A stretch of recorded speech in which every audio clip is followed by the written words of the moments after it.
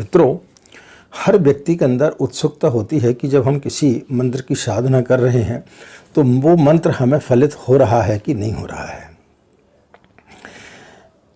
जो व्यक्ति गायत्री की साधना पूर्ण निष्ठा और समर्पण की भावना से करता है, गुरु दीक्षा लेकर के करता है, उसे कई प्रकार की सिद्धियां प्राप्त होती हैं। इसमें किसी प्रकार का कोई भी संदेह किसी को नहीं करना चाहिए।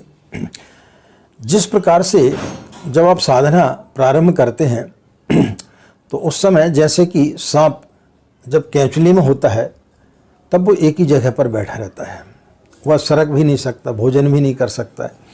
लेकिन जैसे ही वो केंचुली को छोड़ता है उसके अंदर एक नया उत्साह आ जाता है, नई स्फूर्ति आ जाती है और फिर वो पुराने जैसा कार्य करने लगता है।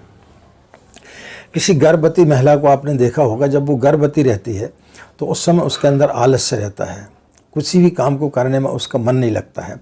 लेकिन जैसे ही प्रसव हो जाता है उसके पश्चात उसको एक हल्कापन महसूस होता है और फिर वो अपने आप को तरोताज़ा महसूस करती है, उसके अंदर एक ऊर्जा अलग से पैदा हो जाती है।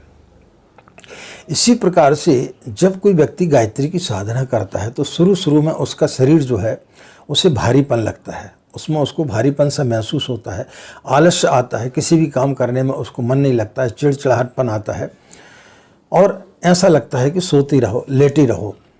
जिस प्रकार से कि किसी गर्भवती महिला की स्थिति होती है वैसे भी ही उसकी स्थिति होती है। तो ये स्थिति क्यों होती है? क्योंकि उसकी साधना अंदर धीरे धीरे पक रही है और जब व्यक्ति की साधना परिपूर्ण हो जाती है तब उसमें इस प्रकार के लक्षण यदि दिखाई देने लगे तो फिर समझो कि उसकी साधना फलित हो रही है। उसके शरीर में हल्कापन आ जाता है और मन जो है उत्साह से भरा हुआ रहने लगता है।